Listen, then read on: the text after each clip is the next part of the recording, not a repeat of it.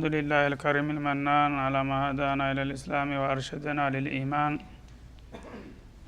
وأنزل هذا القرآن بالبرهان وأرسل لنا أفضل الرسل بأفصح اللسان فله الحمد والشكر على هذه النعم العظيمة والآلاء الجسيمة، والصلاة والسلام على خير خلق الله وخاتم رسول الله الذي قال ما اجتمع قوم في بيت من بيوت الله يتلون كتاب الله ويتدارسونه فيما بينهم إلا نزلت عليهم السكينة وغشيتهم الرحمة وحفتهم الملائكة وذكرهم الله في من عنده وعلى آله وصحبه ومن اهتدى بهديه. وبعد، فقد وقفنا في درس أمس عند قوله جل وعلا من سورة البقرة: وقال لهم نبيهم إن الله قد بعث لكم طالوت ملكا، الآية. فلنبدأ من هنا. أعوذ بالله من الشيطان الرجيم. وقال لهم نبيهم إن الله قد بعث لكم طالوت ملكا. قالوا أنى يكون له الملك علينا ونحن أحق بالملك منه ولم يؤت سعة من المال. قال إن الله اصطفاه عليكم وزاده بسطة في العلم والجسم، والله يؤتي ملكه من يشاء، والله واسع عليم. وقال لهم نبيهم إن آية ملكه أن يأتيكم التابوت فيه سكينة من ربكم وبقية مما ترك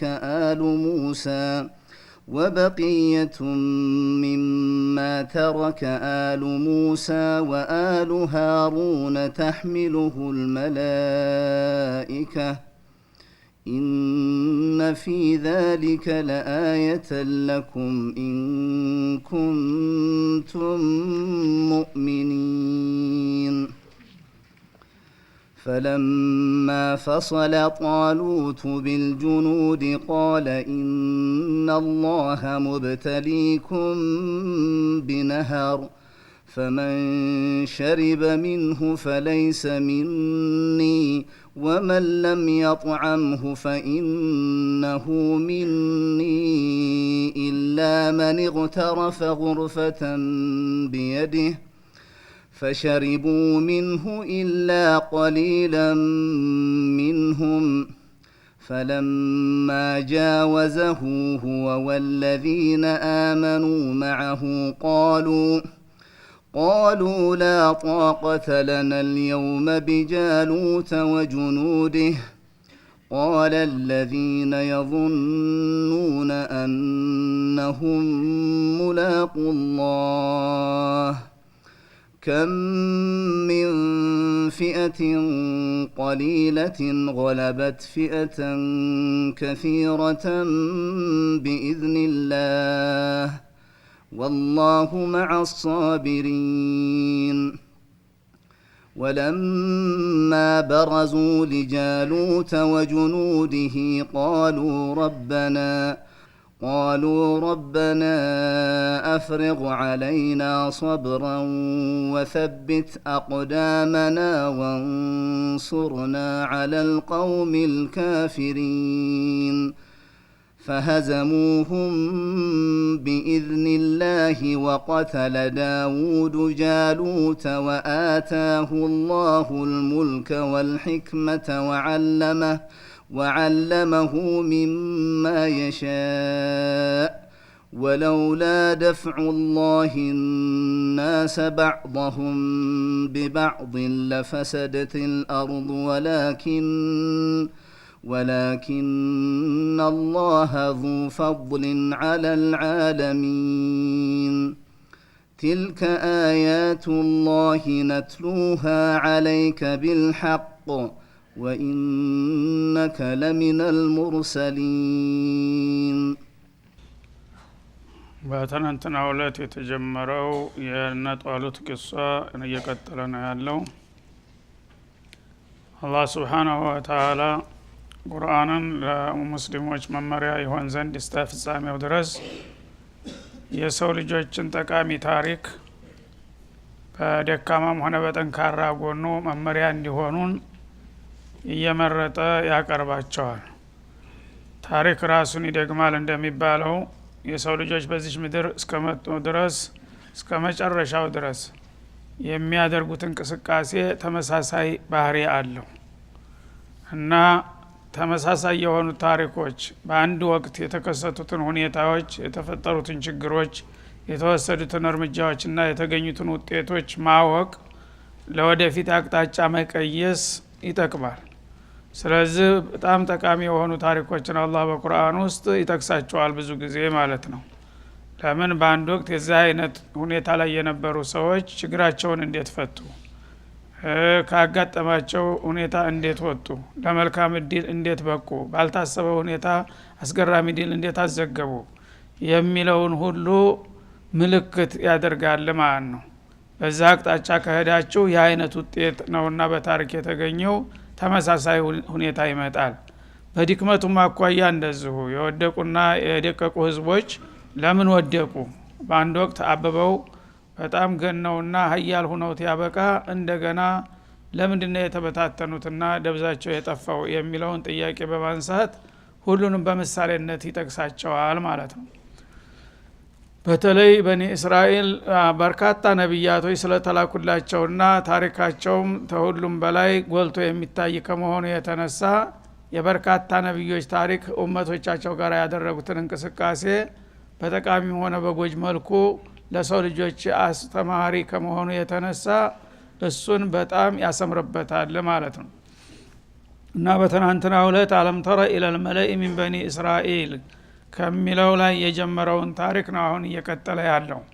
በአንድ ወቅት በኒ እስራኤሎች አላህ ሱብሓነሁ ወተዓላ ለብዙ ጊዜ በተከታታይና በተደጋጋሚ በርካታ ነብያቶች ልኮላቸው ነበረ።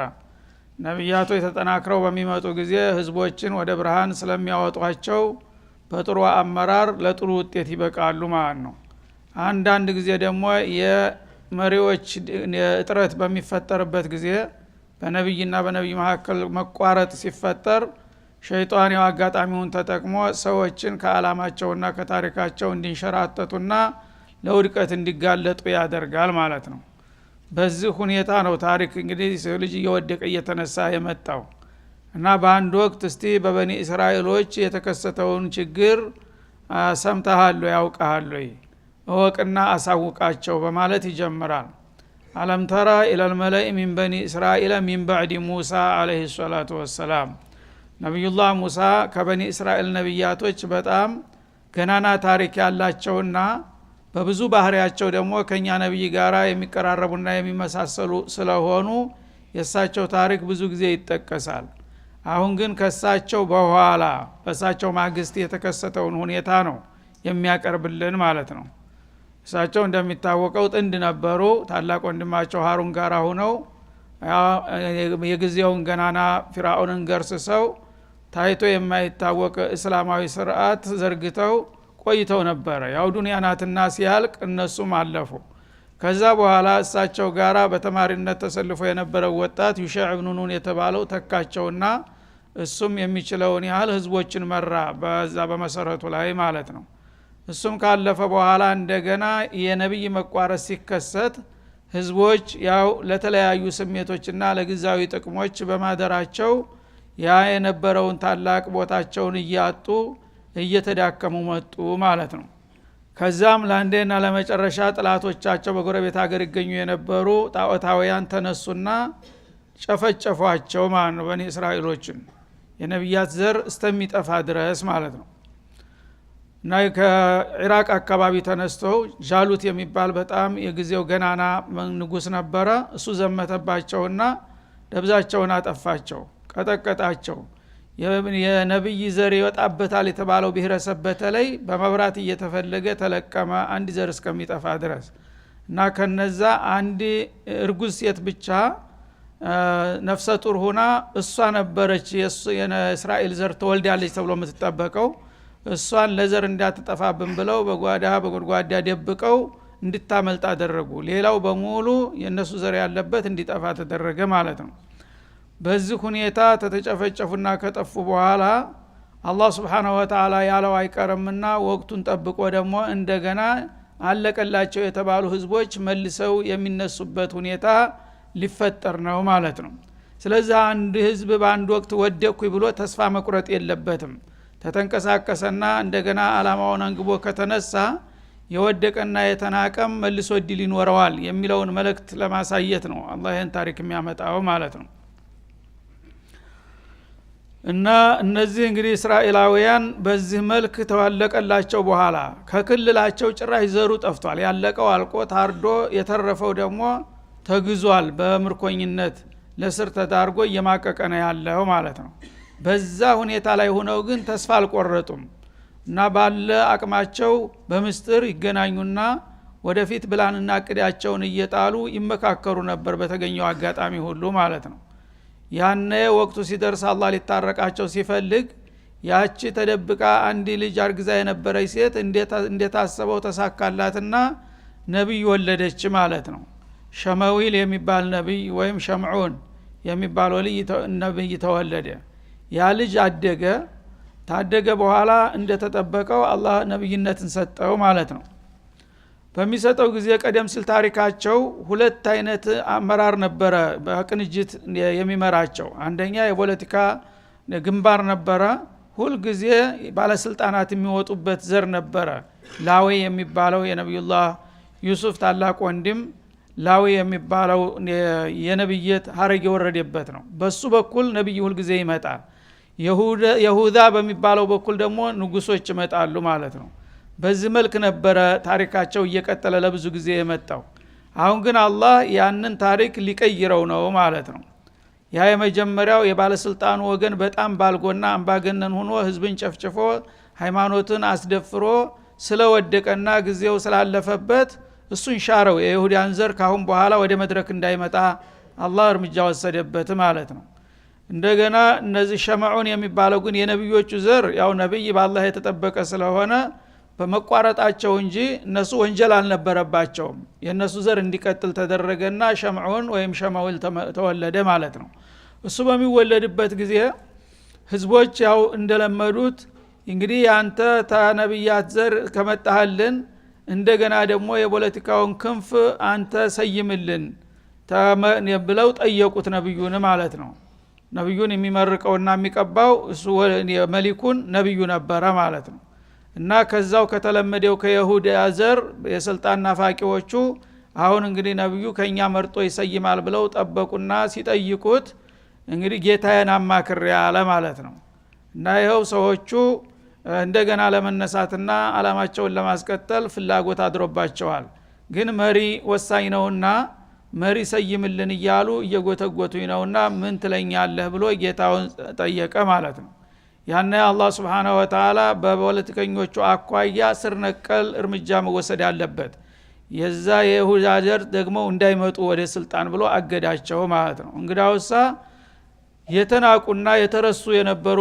ሌሎች ብሔረሰቦች ነበሩና ያው ከእስራኤል ዘር ናቸው የነብይነት እድል አጋጥሟቸው ያቁም ነበር ከነዛ ዘር አንዱን ስሙን ጠራና አላህ Subhanahu Wa Ta'ala እሱ ነው የሚሆነው ብሎ ለነብዩ መመሪያ ይሰጣል ማለት ነው ግን አርሎ እንዳይመስል በስም ብቻ ሳይሆን በማስረጃ አስደግፎ ነው የሰጠው እድሉን ያነ ነብዩላህ እንግዲህ ሸሙል ወይም ሸማዑን በጥያቄያቸው መሰረት አላህ Subhanahu Wa Ta'ala አንድ ግለሰብ መርጦላችኋል ብሎ ሊያስተዋውቅ ነው ማለት ነው ይሄ ግለሰብ ቆዳ ፋቂ ነበረ ወዛደር ምንም የሌለው ነገር ማለት ነው በጎሳም ሲታይ በጣም የወደቁ ከተባሉት ጎሳዎች ነው እንደገና ደግሞ በኑሮ ደረጃም ሀብታም ከሚባሉት ወይም ከፖለቲከኞቹ አልነበረም ተራ አዲ ሰው ነበር ቆዳ ፍቆ የሚኖር ነበረ ማለት ነው እንደገና ደግነቱ በዲኑ በኩል በጣም ጎበዝ ሰው ነበረ ዓሊም ነበር ያው አላህ ወደፊት እንደሚገልጠው ወዛደሁ በስጦተን ፊል ዒልሚ ወልጅስም በዲኑ ወደር የሌለው ሐፊዝ ዓሊም ነበረ ተውራትን ከነብይ በስተቀር ሊሐፍዘው አይችልም ይባላል ግን ይሄ ሰውዬ ተውራትን ሐፍዞ ነበረ ከዛ በኋላ ደግሞ ቀውየል ቢኒያ አካሉ ደግሞ በጣም ጎበዝ ነበረ ሰውነቱም በጣም ዘለል ያለ ለስልጣን የተገባው ሰው ነበረ ማለት ነው ማያሳፍር በዚህ ሁኔታ ይሄ ሰውዬ ከለታት አንድ ቀን አንድ አህያ ነበረው ያለው ንብረት አንድ አህያ ነው እሱም ይጠፋል አንድ ቀን ማለት ነው በመሽት ሲጠፋበት አህያ እንጂ ሊባብ ነው ብሎ በአካባቢ በየሰፈሩ እየዞረ ይበረቁሳል ይፈልጋል አህያውን ማለት ነው በአጋጣሚ በነብዩ ሰፈር ያልፋል የዛ ጊዜ ሙእሚን ስለሆነ ተቅይ ነው ምንም ብቸኩልና ያው እንትን ብልም በዚህ በነብዩ በራ አጠገብ አልፌ ሲሄድ አላህ ይታዘበኛል አላህም እንዲያው አህያንም ቢያስገኝልኝ ጥሩ ነው እግር መንገዴን ይሄን ነብይ ሰላም ማለት አለብኝ አለና ወደ ነብዩ ቤት ጎራ አለ አላህ ሲሻለት ማለት ነው እና አላህ ምልክት ሰጥቷቸዋል ለነብዩ እንዴት አድርገው ሰውየውን እንደሚመርጡ ማለት ነው አንዲት ዘንግ ሰጥቷቸዋል የሙዕጂዛ ዘንግ እሷ ዘንግ በዚህ ቁመቱ በዚህ ዘንግ ልክ የሚሆን ሰው ነው የሚመረጠው በዚህ የለክተህ ልክ ከመጣ ሳያጥር ሳይረዝም እሱ ነው መልክ የሚሆነው ብሏቸዋል ሁለተኛ ደግሞ እንደ ዘይቱን የመሰለች ቃሩራ ሰጥቷቸዋል ቅባት የተሞላባት እና በቁመቷ ልክ ሲመጣ በዘንጉ ልክ ከመጣ ይችን ቅባት ራሱ ላይ ትደፋለህ አላቸው ያችን ቅባት ራሱ ላይ ስደፋለት እንደ ሽሮ ትፈላለች ያ ነው መልክ የሚሆነው ብሎ ልዩ ምልክት ሰጥቷቸዋል ማለት ነው በዛ መሰረት ይሄ ሰውዬ ገብቶ ሰላም አለይኩም ያ ነብዩላህ ብሎ ዘይራቸው ገና ሲገባ ዛላውን ቁመቱን ሲያዩት ገባቸው እሱ እንደሆነ ማለት ነው አላህ መርጦ እንዳመጣው ከዛ እንዴት ዛሬ ተገኘ ሲሉት والله ጨግ እንደዚህ አህያ ጠፍቶብኝ እየፈለኩ ነው ብቻ በዚህ ሰልፍ ሰላም ልበለውት ብዬ ነው ይላል እና አሁንም ቸኩላለ ይቅርታ አድርጉልኝ ሲላቸው እሺ አሉና የሚሸኙ መስለው ሄደው ከጎኑ ቆሙ ያችን ዘንቀስ አድርገው ቆም አረጓ ከጎኑ ማለት ነው ሲያቆም ልክ መጣች ምንም ወደፊት ወደ ኋላ ሳትል ማለት ነው እንደገና ተከሳቸው ያችን ሽቶ ወይም ቅባት አነሱና እዚህ ላይ ሲደፉለት ያው በባህላቸው ወዳጅ መጥቶ ሲዘይር ቅባት ተቀብቶ ነው የሚወጣው ያችን እንግዲህ እንቲባህ አልሆነም ለምን እንደሆነ ሳቸው ያጠኑት ነው እሷን ሲጨምሩለት ፈላች ስትንተከተካዩት ማለት ነው ያ ጊዜ ምን አሉት ሰውዬ አህያ መፈለጉን ተውና በኒ እስራኤልን ለማስተዳደር ተዘጋጅ አሉት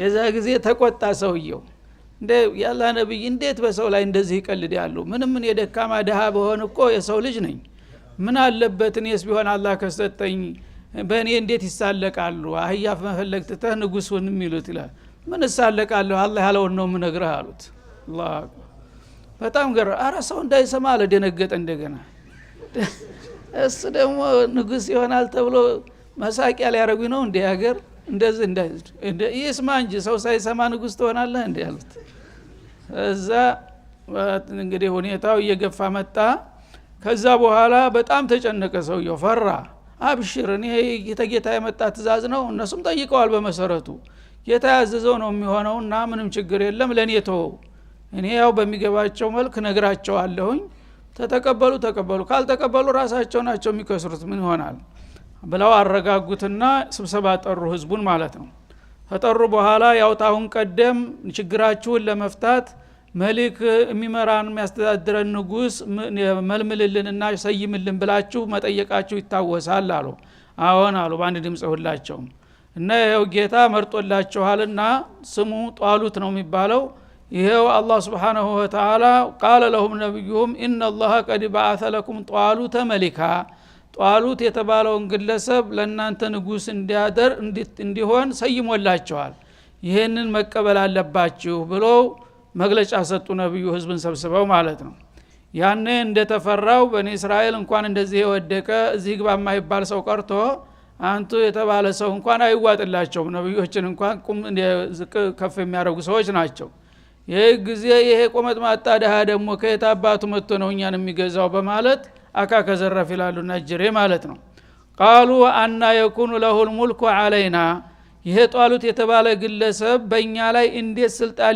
ይገባዋል አሉ كيف يكون هذا شيء غريب ይሉ ጀመር ማለት ነው በተለይ እነዛ ስልጣን የለመዱት እንግዲህ ሱስ ነው ከነሱ ጥሪት እንደማይወጣ ነው የሚያስቡት።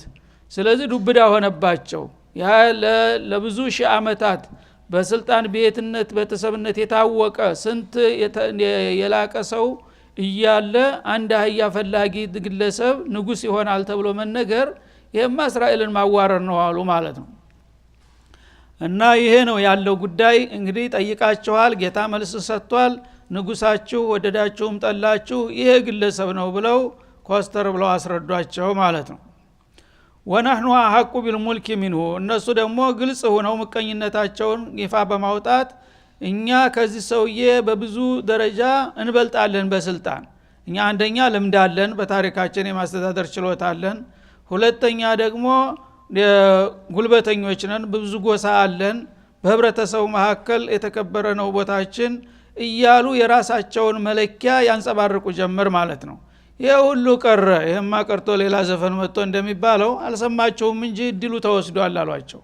አሁን ያለባችሁ ከአዲሱ ጋራ ምን የመተዋወቅ እንጂ የእናንተን ተረት አታውሩ በማለት እንደማይቀር ነገሯቸው ማለት ነው። ወለም ዩእተ ሰዓተ ሚነል ማል አሉ። እና ይሄ ሰውዬ እንዴት ብሎ አንደኛ ልምድ የለው፣ ሁለተኛ ጎሳ የሚደግፈው የለው፣ ደግሞ ሶስተኛ ገንዘብ የለው አሉ። ገንዘብ የለው ድሃ ከተሾመ ይሰርቃል ተብሎ ነው ብዙ ጊዜ የሚጠበቀው አይደል? ስለዚህ ምንም የሌለው ምስኪን እንደገና ንብረታችን ልታዘርፈን ነው እንደ በስልጣን ይሉታል ማለት ነው። ላ ወለም ዩእተ ሰዓተ ሚነል ማል ከገንዘብ ሰፋ ያለ ድርሻ ያልተሰጠው የራሱ ማራሪ ድሃ የሆነ ሰው እንዴት አድርጎ አገርን የሚያህል ነገር እሱ ይመራል በማለት ጠንካራ ተቃውሞ አጋጠመው ማለት ነው። ያኔ የአላህ ነብይ ግን ባጭሩ እነሱ ያሉት መስፈርት የራሳቸው መስፈርት እንደሆነ አላህ ግን ለዚህ ሰውዬ ለስልጣን የሚያበቃውን መስፈርት እንዳሟላለት ያስረዷቸዋል። ምን ብለው ቃል ኢነላህ አስጠፋሁ አለይኩም ወዛደሁ በስጦተን ፊል ዒልሚ ወልጅስም እናንተ ያው ልትቀበሉት ስላልፈለጋችሁ አቃቄሩን ታበዛላችሁ። ይሄ ራሳችሁ የፈጠራችሁ የራሳችሁ ችግር ነው። በእናንተ እይታ እንግዲህ ገንዘብ የሌለው ወገን የሌለው ልምድ የሌለው ስልጣን የለው የምትሉት ይሄ የራሳችሁ መለኪያ ነው። እሱን እናንተው ያዙት። አሁን ግን የመጣው ከጌታ በኩል ስለሆነ በጌታ በኩል መሟላት የሚገባውን ነገር አሟልቷል ይሄ ሰውዬ አሏቸው ማለት ነው። ምንድነው በጌታ በኩል ማሟላት ያለበት? አወለን እስጦፋሁላህ አላህ መረጠው። አላህ ከመረጠው ምን ይፈልጋል? ከዛ በኋላ አላህ ለዚህ ነገር እገሌ ነው የሚሆነው ካለ ማንም ሰው ተነስቶ በአላህ አቋያ እንደገና አንተ ልክ አይደለም ይሄ ነው የሚሻለው ማለት የሚችል እብድ አለ? አላህ የመረጠው ነው እያልኳችሁ እኮ ነው እኔ አይደለሁም ይሏቸዋል ማለት ነው። እንደገና ደግሞ ወዛደሁ በስጦተን ፊል ዒልሚ ወልጅስም እናንተ እንደምትሉት ብዙ ገንዘብ ባይኖረው ለስልጣን ተገንዘብ ይልቁንስ የሚያስፈልገው እውቀት ነው። እውቀት ያለው ሰው ማስተዳደር ይችላል ማለት ነው። ገንዘብ ግን የአንድ ግለሰብ ገንዘብ የፈለገውን ያህል ቢከማች አገርን ሊመራ ይችላል። የግለሰብ ገንዘብ ምንም ቢሆን እዚህ ግባ ሊባል አይቻልም ማለት ነው።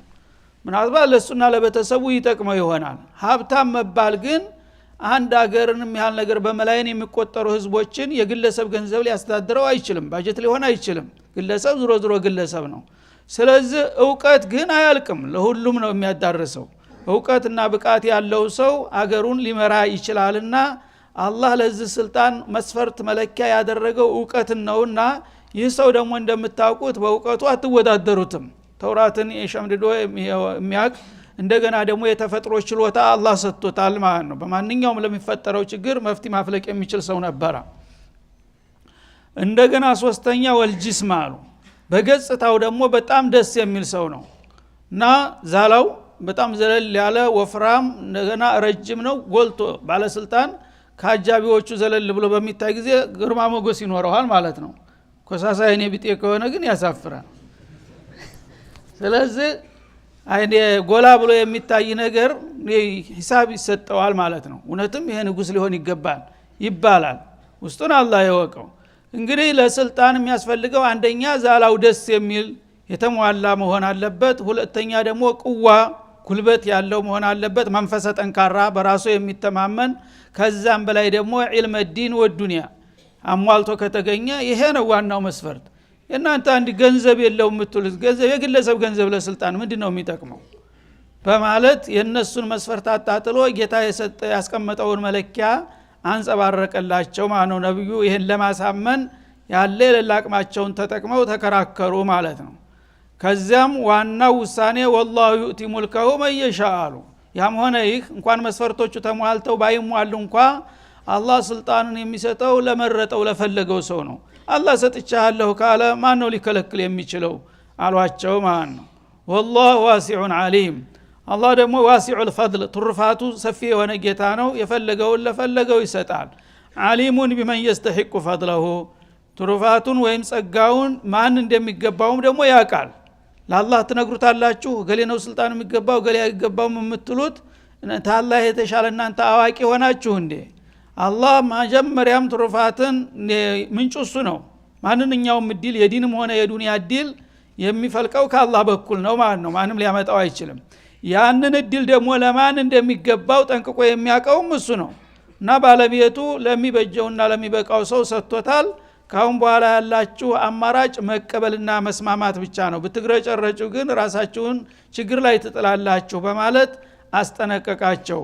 ታዲያ ይህንን ነብያዊ ምክር ሰምተው ይቀበላሉን ወይስ ምን ይሆናል የሚለው በሚቀጥለው ክፍል እንመለስበታለን። ወሰለላሁ ዐለ ነብዩ ወአሊሂ ወሰለም።